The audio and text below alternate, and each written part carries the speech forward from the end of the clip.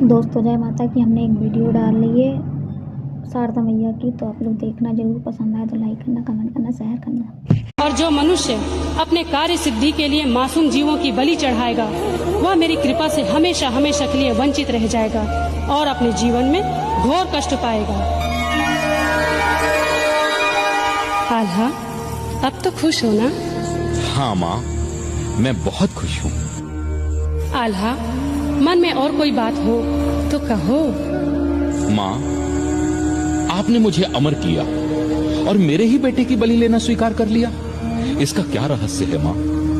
आल्हा, मेरी ही इच्छा से इस सृष्टि का समय चक्र चलता है और मेरी आज्ञा के बिना इस संसार का एक पत्ता भी नहीं हिलता।